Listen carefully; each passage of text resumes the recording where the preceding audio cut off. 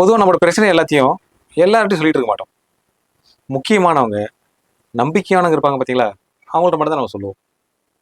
ஆனால் இந்த நம்பிக்கையானவங்களே என்ன பண்ணுவாங்கன்னா, அவங்களுக்கு ஒரு சூழல் வரும்போது, நம்ம எந்த பிரச்சனையை சொல்லி அவங்கள்ட்ட போய் ஆறுதல் கேட்க போனோமோ, அதே பிரச்சனையை சொல்லி நம்மளை ரொம்ப கேவலமாக பேசுவாங்க.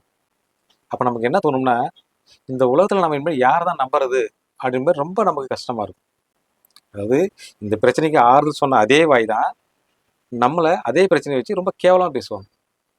அதுக்கு என்ன பண்ணும்னா, உங்களுக்கு என்ன பிரச்சனை வந்தாலும் சரிங்க, உங்களுக்கு மன ஆறுதல் வேணும்னா ஒன்று கடவுள்கிட்ட போய் முறையிடுங்க. அப்படி இல்லையா, உங்களை நீங்களே சரி பண்ணிக்கிங்க. உங்கள் மனசை திடப்படுத்திக்கிட்டு உங்கள் மனமே உங்களை ஆறுதல் படுத்திக்கிற மாதிரி நீங்கள் சூழலை உருவாக்கிக்கிங்க. அப்படி இல்லைன்னு வச்சிங்களேன், யார் உங்களுக்கு துன்பத்தை கொடுத்தாங்களோ அந்த துன்பத்தை எடுத்து போய் யார்கிட்ட போய் ஆறுதலுக்கு போனீங்களோ அவங்களே அந்த துன்பம் தந்தாங்க பார்த்தீங்களா, அதை விட 100 மடங்கு உங்களுக்கு துன்பத்தை கொடுப்பாங்க.